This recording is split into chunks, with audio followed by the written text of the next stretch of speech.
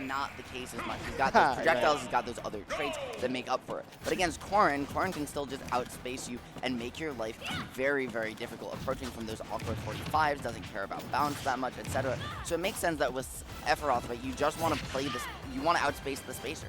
You want to say, hey, Shadic, you can't do anything except pin me. You have to pick the high commitment option to get in. And that's what we're seeing so far with Beast Mode, right, playing at that max Masamune distance. Yeah, this is going to be a very interesting set in terms of spacing and in terms of pacing. BeastModePaul with a really good stock right there, runs off stage with the downbeat. But what we've been seeing this whole time is just very solid spacing, F-tilts, back airs, and Shadic's having a hard time approaching. And I haven't seen Shadic play against too many Sephiroths, so I'm not sure how much he knows about playing against this character at a high level. Oh, I mean, you haven't seen him because there's not that many Sephiroths right out there. This is very far from the most common character. I like the idea from Shadic, but BeastModePaul making great use of just because Sephiroth is tall doesn't mean he's heavy. He is light, but that also means that you're going to get further mileage from trying to DI up out of some of these combos to avoid an extension sooner. It might be scary, but sometimes it's the best option. Utilizing it there to keep himself alive, even though he's stuck here at the lead, and now going to find a huge extension. These combos, I've never seen Sephiroth combo like this. Yeah, BeastModePaul making Sephiroth look like a combo character, which is fascinating because that's what Corrin's known for, right? And BeastModePaul has been making better use of that. A good delayed recovery there from Shadic to avoid the counter and take a stock off of BeastModePaul for getting a little bit too aggressive. Yeah, and now Beast Mode, right, sitting back, see where he's standing, the back edge of this platform, saying, Shadic, you can't pin me, as we just saw, right, tries, and he gets caught on the platform arm. You approach low, you have to deal with that Masamune. So the only way Shadic can find his way back is from Paul overextending. He locks down the positioning at ledge, and that was the stock, as simple as that, just because of where he stood on stage. The thing that I'm going to be interested to see here is we all know how good Shadic is at adapting and learning quickly. So I'm curious to see how he's going to be able to adapt to that and find ways to commit successfully. Nice footstool out of shield there. As he puts on a little bit of damage, BeastModePaul remains with the lead firmly in his grasp. Down tilt, up air makes it a little bit less firm. And Paul finding his way into that blind spot on him that does kind of exist just a little bit to hold on and lock out that and not get called out there. Now Shadic down 70%, but not out of this yet. At finding the neutral air is BeastModePaul not going to find the spacing. Shadic has been micro-spacing, immaculately dancing just outside the edge of that range to find a way in. Now gets the advantage, so he racks up 45, trying to extend the juggle, but BeastModePaul so disciplined on platform. He's going to wait, he's going to answer back, and get a ledge trap of his own. Very solid sequence from there. The discipline showing out for sure from BeastModePaul. Catching Shadic in the corner for so long. Hits on an F-tilt, and it bites him in the butt here as Shadic is able to get a few extensions. Trades with the nair, the down air to get away from the ledge guard, but it might not matter. You're forced to air dodge. That's going to be another counter, and BeastModePaul sweeps that game up in very clean fashion. Goes up 1-0 against Shadic. And I'm so glad that we can see that counter come out here. Yeah, all three stocks? It's one of the best. Well, no, just in general, it's one of the best counters in the entire game, right? It only hits in front of Sephiroth, but it throws out a hurtbox or a hitbox even if that counter doesn't connect. Shadic being forced not just to have an up B with a hitbox, but one that is very linear means that Shadic just gets to, or Shadic is once he burns his jump, has nowhere to go except a set space that BeastModePaul, especially with Wing with that third jump, can cover on reaction, throw out a counter, and there's literally nothing for Shadic to do except get rinsed and repeated back off stage, back into that same scenario over and over again. Yeah, really all he can do is just mix up if he recovers earlier or later, and we saw that work out for him actually at one point, taking a stock off of BeastModePaul and fighting him by going with a super late recovery, but that's not the most consistent option. You kind of have to mix it up sometimes. Shadic hasn't found out the best way to do that yet, but I do not doubt that he's going to figure something out, and this set is going to become very close. Now up 1-0. BeastModePaul trying to find a way to keep this momentum going. Shadic trying to find a way to answer back. Kalos is going to be the counter pick. A lot of wide open space, so you can't sit under those platforms like you did on PS2, right? And just cancel out the pin from that 45. Sephiroth's moves are either very laggy in an upwards arc or in that very narrow line. So pin can be a great tool for Shadic, and he's going to this open space here to help him find that. Yeah, this is that stage where Shadic is going to try and dissect BeastModePaul's wall that he's going to be putting up. Try and see what options he's covering. Is he covering high? Is he covering low? And then abuse that subpar Sephiroth frame data to get these approaches. So far, not finding success doing that, though. As BeastModePaul goes for the counter, it doesn't work out. And that's the other reason that Shadic went to this stage, is because of that wall.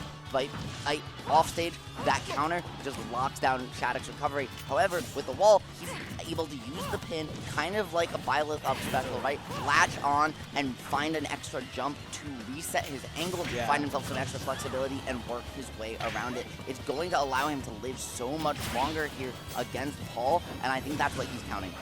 Yeah, and I think that's going to make a huge difference. We've already seen it extend his life on this stock, and it leads to him taking the lead over BeastModePaul. On any other stage, Shadic would already be at a massive deficit, but because he was able to survive with the wall, it's in his favor now, as he's able to sit on this platform, and now it's all up to BeastModePaul to approach. Shadic can control the tempo of the game. Yeah, Beast Mode trying to mix up the charge, right? Trying to catch you off guard, whether he's going to throw a big explosion at you or just come in with a sword. Guess what? He decided to a scalpel, not a hammer, so coming in with the blade to close it out, but having now to deal with Shadic pressuring you in the ledge. Gonna find the wrong hit of pin, not once, but twice. So Paul able to get back, pressure Shadic under the platform now, but without a platform to defend himself, Paul has not been able to maintain advantage. Yeah, the advantage is really what he was getting all of his mileage off of last game. As Shadic continues to push him into the corner, the side B gonna connect. A lot of damage, 121 now onto BeastModePaul, getting pinned in his shield, and the back air gonna connect as well.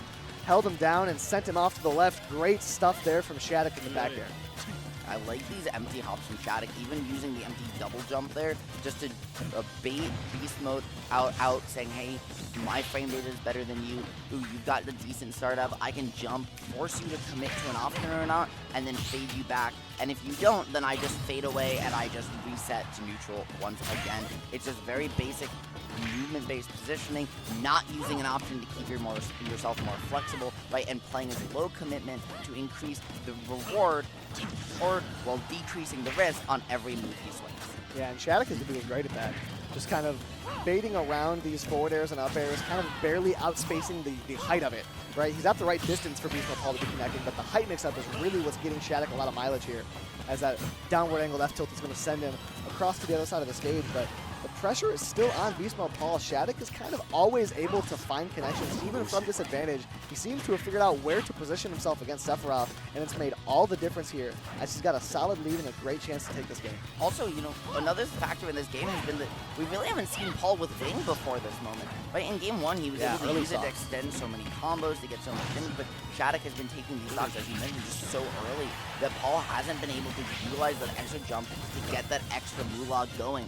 Now Shadic finding his way back to stage, putting you in advantage, trying to catch you with the up air, but instead just going to land, trap the landing, reset, do it all again. This one could be the end, and calling out the sword jump with a pin. You put a pin in the stage, buddy, I'll put one in you.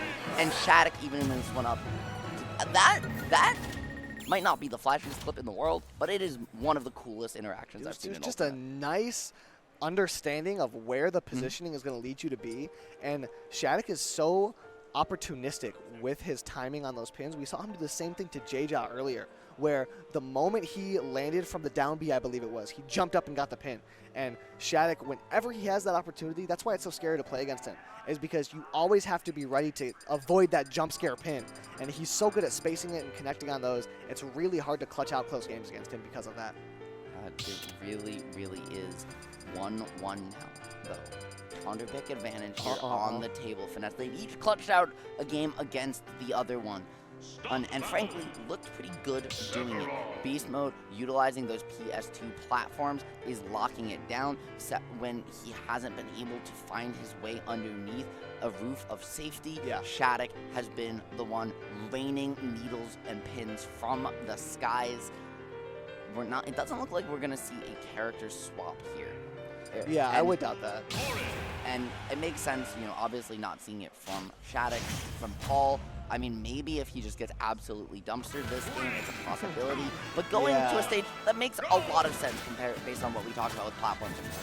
Yeah, and speaking to the possibility of that, I was thinking a moment ago that the momentum is very firmly in Shadic's court.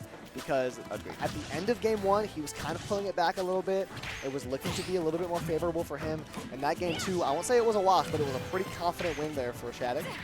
So the momentum is firmly within his court, and now it's BeastModePaul's turn to kind of swing back and prove that he's still in this, and that he didn't just get downloaded. And he's off to a good start proving that right now. Yeah, that drift at the very end of the up special allowed Shadic to just barely reach on and survive.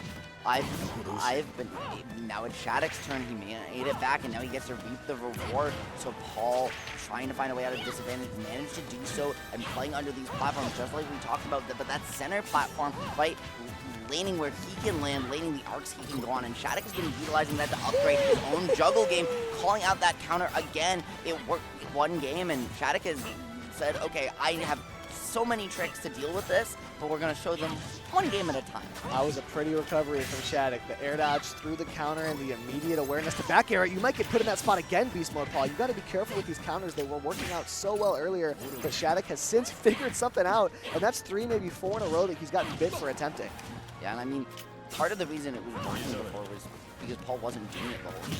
But since it worked 3 times in a row and they're right, really on one recovery route when Shadic had already expended some of his resources, Paul has started to overly rely on it, and Shadic is taking that all the way to the bank, saying, you're going to do the same option, cool, you're going to tell me what you're doing so I don't even have to read it or guess. Fantastic.